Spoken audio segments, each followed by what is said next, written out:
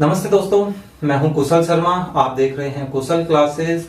आज का टॉपिक होगा क्लास 10 के ट्रिग्नोमेट्री चैप्टर का ट्रिग्नोमेट्रिक आइडेंटिटीज। ये ट्रिग्नोमेट्रिक आइडेंटिटीज क्या हैं और ये एक्सरसाइज 8.4 के लिए हेल्पफुल होंगी और 11th क्लास में भी हम इसका काफी यूज करेंगे। ठीक है, तो ट्रिग्नोमेट्रिक आइडेंटिटीज से स्टार्ट करने के बजाय हम सबसे पहले आइडेंटिटीज के बारे में समझते हैं कि एक्चुअल में आइडेंटिटीज क्या होती हैं। एक्चुअली आइडेंटिटीज एक ऐसी इक्वेशन होती है जो उन वेरिएबल्स के लिए हर वैल्यू से लेफ्ट हैंड साइड और राइट हैंड साइड को ट्रू करते हैं। मीन्स उन दोनों की वैल्यूज को इक्वल प्रूव करते हैं। जैसे एक आइडेंटिटी लेकर चलते हैं, जैसे a plus b whole square is equal to a square plus 2ab plus b square. हमें पता है ये एक ऐसी अलजेब्रिक आइडेंटिटी है जिसमें अगर हम a और b की वैल्यू लेफ्ट हैंड साइड और राइट हैंड साइड में कुछ सब्स्टिट्यूट करते हैं तो हम नोटिस करेंगे कि लेफ्ट हैंड साइड का जो रिजल्ट आएगा वही रिजल्ट राइट हैंड साइड का भी आएगा। ऐसे ही हमारे पास बहुत सारी आइडेंटिटीज हैं। ये अलजेब्रिक आइडेंटिटीज इसलिए बोली गई क्योंकि ये देखिए एक इक्वेशन तो है। स्टार्टिंग में मैं क्या बोल रहा था, एक ऐसी इक्वेशन, ये इक्वेशन बन रही है, इक्वल का साइन भी आ रहा है हमारे पास। तो इस एक ऐसी इक्वेशन जिसमें वेरिएबल्स की वैल्यूज को अगर सब्स्टिट्यूट करें तो अगर लेफ्ट और राइट साइड की वैल्यू इक्वल आती है तो उस टाइप की इक्वेशंस को ही आइडेंटिटीज बोला जाता है। आइडेंटिटी, लेफ्ट और राइट की आइडेंटिटी, ओके, आइडेंटिटीज। लेकिन अगर कोई एक ऐसी इक्वेशन बना दें जिसमें ट्रिग्नोमेट्रिक रेशियो किसी एंगल पर हमें दिए गए हैं और वो इक्वेशन भी रिजल्ट क्या प्रोवाइड करवा रहे हो, equal, means left hand side और राइट हैंड साइड का रिजल्ट हमेशा इक्वल दे किसी भी एंगल पर। हम फिलहाल 0 से 90 डिग्री तक के एंगल्स पर ही काम कर रहे हैं, तो 0 से 90 डिग्री के अंदर जितने भी एंगल्स को हम उस इक्वेशन में रखें और वो क्या करे, सभी पर सेटिस्फाई होती हो। तो इस तरह की जो इक्वेशंस बनती है, जैसे एग्जांपल के तौर पर बता रहे हैं, sine square theta plus cos square theta is equal to 1। ये भी एक ऐसी अलजेब्रिक आइडेंटिटी है जो अभी हम आगे बनाना सीखेंगे कि किस तरह से ये एक आइडेंटिटी कंस्ट्रक्ट हुई। आप यहां पर 0 से 90 के बीच में कोई भी एंगल सब्स्टिट्यूट करके देखेंगे, आप नोटिस करेंगे कि रिजल्ट हमारे पास राइट हैंड साइड के इक्वल आता है। ठीक है, तो इनको किस तरह से बनाना है पहले वो सीखते हैं और फिर इनमें वैल्यू सब्स्टिट्यूट करके भी हम देखेंगे कि क्या लेफ्ट हैंड साइड और राइट हैंड साइड का रिजल्ट इक्वल आ रहा है या नहीं आ रहा है। ठीक है, तो देखिए एक राइट एंगल ट्राइंगल ड्रॉ करते हैं। Let it is A, B, C and right angle at B. Okay. तो क्योंकि एक राइट एंगल ट्राइंगल है तो यहां पर हम एक पाइथागोरस की हेल्प ले सकते हैं। पाइथागोरस थ्योरम का हम यहां पर यूज कर सकते हैं। तो उसके अकॉर्डिंगली हाइपोटेन्यूस AC स्क्वायर, या इस तरह से बोल सकते हैं कि base square plus perpendicular square is equal to hypotenuse square. हमने पहले राइट साइड लिखने के बजाय लेफ्ट साइड लिख ली, उससे कोई फर्क नहीं पड़ता है। ठीक है, तो ये देखिए ए बी हमारे लिए फिलहाल बेस, इट मींस हम यहां पर ए एंगल पर काम करेंगे, ओके, ताकि ये बेस और बी सी परपेंडिकुलर हो जाए। अब ये देखिए टोटल हमारे पास यहाँ 3 आइडेंटिटीज आएंगी जिनसे हम बाकी और आइडेंटिटीज कंस्ट्रक्ट कर सकते हैं। मेन 3 आइडेंटिटीज आएंगी। अभी हम पहले कोई एक आइडेंटिटी निकाल के देखते हैं। देखिए टोटल साइड्स कितनी हैं, 3।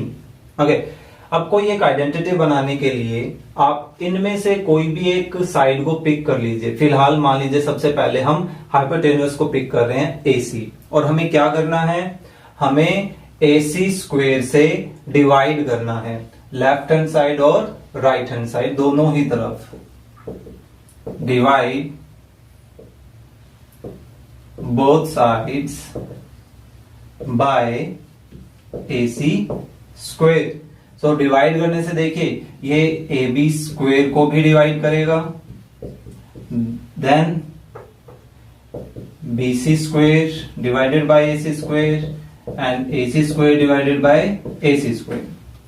यहां इन दोनों की न्यूमरेटर डिनोमिनेटर की पावर कैसी है, सेम। इनकी पावर्स को ले लेते हैं हम common, whole square. In the same way यहां पर भी BC upon AC whole square. यहां देखिए कंप्लीट वैल्यू इक्वल थी तो ये कैंसिल होकर रिजल्ट यहां क्या बच रहा है हमारे पास 1। ठीक है, अब ये देखिए कि AB जो कि क्या है, बेस, AC हाइपोटेन्यूस।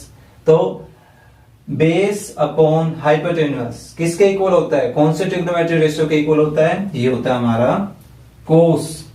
और हम किस एंगल पर काम कर रहे हैं, ए एंगल पर। सो कोस ए का होल स्क्वेयर, स्क्वेयर यहां शो कर सकते हैं।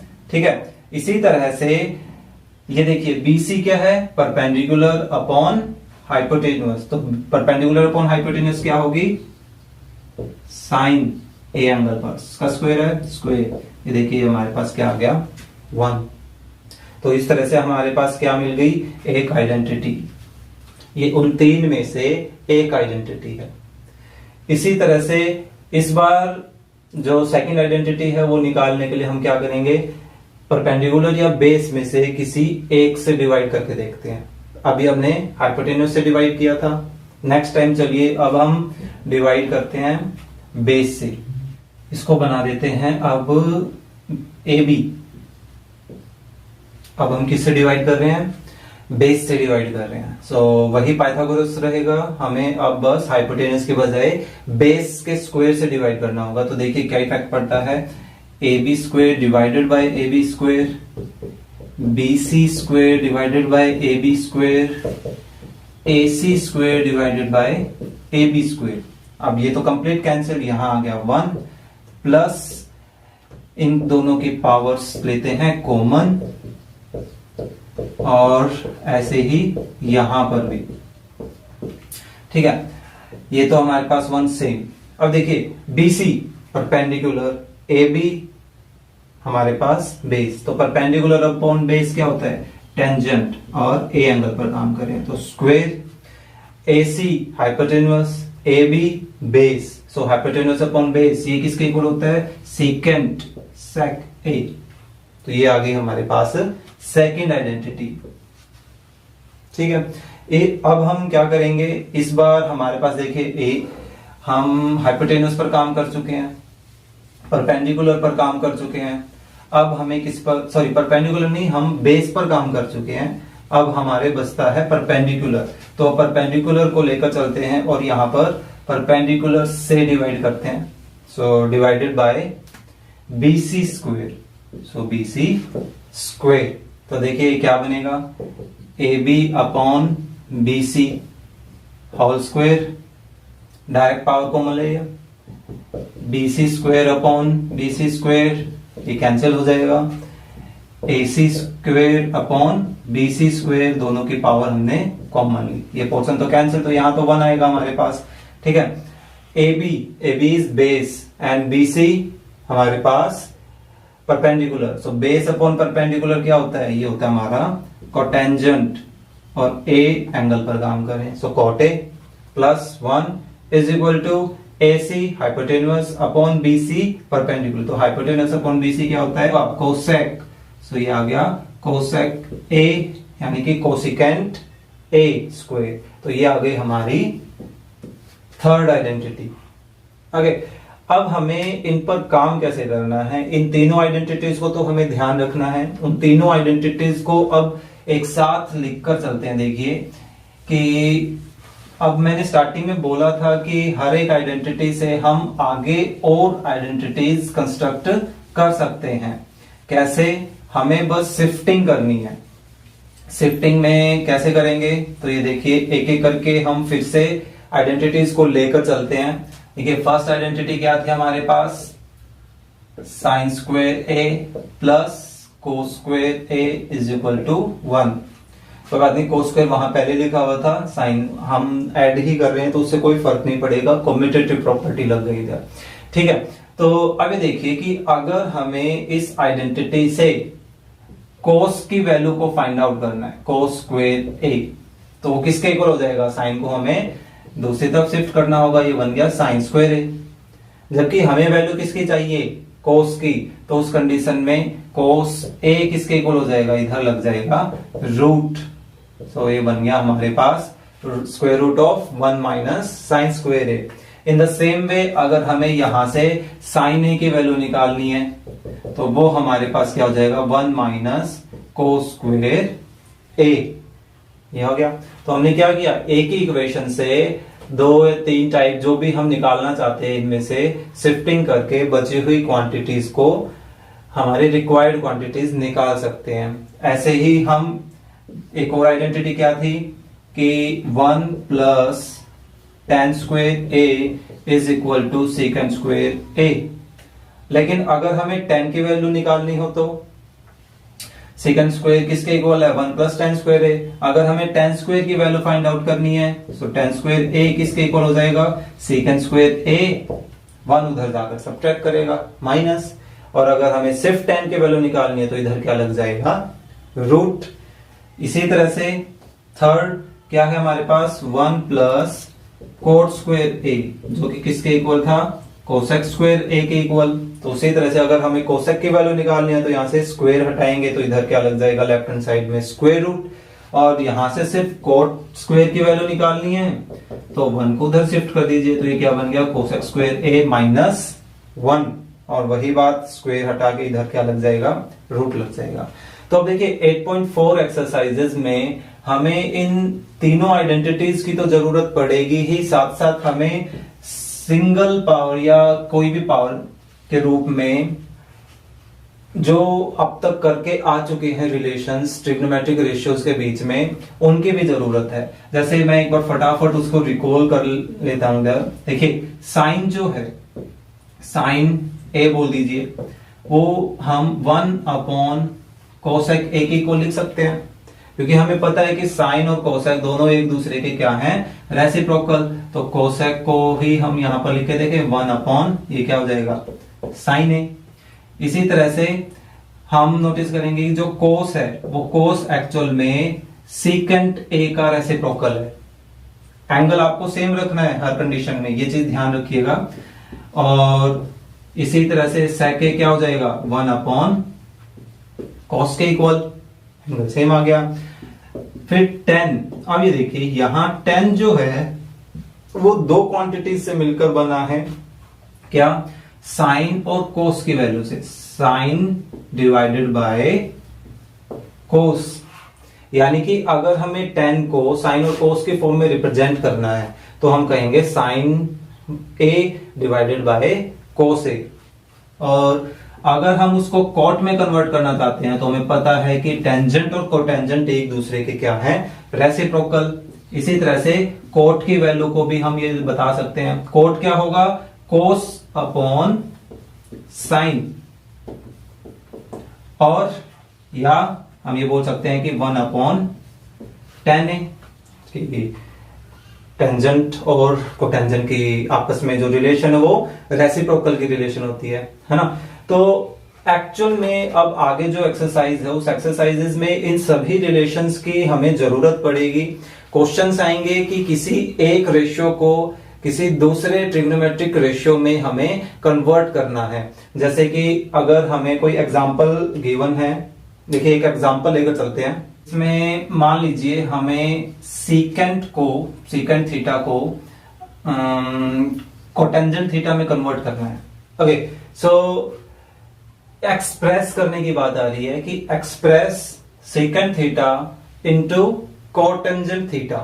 ओके, तो ऐसा करने के लिए हमें ये देखना पड़ेगा कि सीकेंट थीटा से रिलेटेड कौन कौन सी रिलेशंस हमें पता है। तो देखिए एक तो सीकेंट थीटा में हमें ये रिलेशन पता है कि 1 plus tan square is equal to secant square. And another one relation हमें ये पता है कि सीकेंट जो है वो 1 अपॉन कोस के इक्वल होता है। ओके, तो अब इसको अच्छे से समझने के लिए कि हम कौन सी रिलेशन को यहां पर पिक करें ताकि सीकेंट को कोट में कन्वर्ट किया जा सकता है, तो इसका एक बेटर तरीका आपको बताता हूं। ये काम अब जो बताने वाले हैं वो आप फटाफट रफ में कर सकते हैं, बाकी जैसे जैसे आप धीरे धीरे प्रैक्टिस करेंगे तो आपको उस चीज की जरूरत नहीं पड़ेगी। तो देखिए, सबसे पहले आप लिंक बना लीजिए कि सीकेंट को किस किस में कन्वर्ट किया जा सकता है, चाहे वो हमारे पास आइडेंटिटीज हो या सिंपल ट्रिग्नोमेट्रिक रिलेशंस हो। ओके, तो देखिए, सीकेंट को इस आइडेंटिटी के थ्रू हम टेंजेंट में कन्वर्ट कर सकते हैं। ओके, और इस रिलेशन के थ्रू कोस में कन्वर्ट किया जा सकता है। क्लियर? अब कोटेंजेंट की बात करते हैं। कोट को देखिए, हम थर्ड आइडेंटिटी के अकॉर्डिंगली कोसिकेंट में कन्वर्ट कर सकते हैं। एक कोसिकेंट वैल्यू आ गई। और कोट को ही देखिए, कोट को सिंगल क्वांटिटी में देखे तो ये तो डबल में है, सिंगल में देखे तो हम 10 में कन्वर्ट कर सकते हैं, तो tan थीटा। तो ऐसा करने से आप नोटिस करोगे कि वहां हमारे पास एक लिंक बन गया। ये देखिए, कहीं ना कहीं हमें एक लिंक मिल गया। हमें क्या करना है, अब हम ये करेंगे कि हम tan एक रास्ता मिल गया, एक तरह से यूं समझ सकते हैं कि हम पहले सेकेंड से tan में कन्वर्ट करेंगे ताकि हम यहां वापस पहुंच जाएं, और फिर tan से कोटेंजेंट में कन्वर्ट करेंगे, क्योंकि हमें पता है कि tan को 1/कोट की फॉर्म में कन्वर्ट किया जा सकता है। तो ये एक बेटर तरीका है, आप फटाफट इसको रफ में करके देख सकते हैं। आपको लिंक पता, एक तरह से यूं समझिए, आपको रास्ता पता चल गया कि हमें किस रास्ते से चलना है। ठीक है, मान लीजिए हमारे सामने कई रास्ते हैं और उसकी पहचान हमें नहीं पता है कि किस रास्ते पे चलना बेटर है, नहीं है, तो यही वो एक बेटर रास्ता हमें चूज करने में हेल्प कर सकता है। ठीक है, तो अब हमने क्या किया, सीकेंट चूज करते हैं। अब हमें tan में कन्वर्ट करना है, तो tan में कन्वर्ट करने के लिए हमें आइडेंटिटी की हेल्प चाहिएगी। तो अब ये देखिए कि यहां से सीकेंट की वैल्यू अगर हम निकालते हैं तो किसके इक्वल होगी, √1 प्लस tan स्क्वेयर। यहां देखिए ए एंगल था तो इधर भी ए एंगल, यहां थीटा एंगल है तो यहां भी हम क्या चलेंगे, थीटा एंगल लेकर चलेंगे। ठीक है, हम क्या कहां पहुंच गए हैं, टेंजेंट थीटा तक पहुंच गए हैं। अब tan से हमें कहां पहुंचना है, कॉट थीटा में। तो सिंपल सा है, अब ये देखिए tan किसके इक्वल होता है, 1/कॉट के इक्वल होता है। तो हम यहां क्या करेंगे, √1 प्लस, सिर्फ इस tan थीटा की जगह हम क्या रखेंगे, 1/कॉट थीटा, और इस कंप्लीट का स्क्वायर है तो इस कंप्लीट का स्क्वायर आ गया। तो देखिए, इससे हमें क्या मिला, हमने सीकेंट को एक्सप्रेस किसमें कर दिया, कोट में। ओके, तो इस तरह से हम किसी भी ट्रिग्नोमेट्रिक रेशियो को किसी दूसरे ट्रिग्नोमेट्रिक रेशियो में आराम से कन्वर्ट कर सकते हैं, एक्सप्रेस कर सकते हैं, और यही काम हम इस एक्सरसाइज में स्टार्टिंग के क्वेश्चंस में करने भी वाले हैं।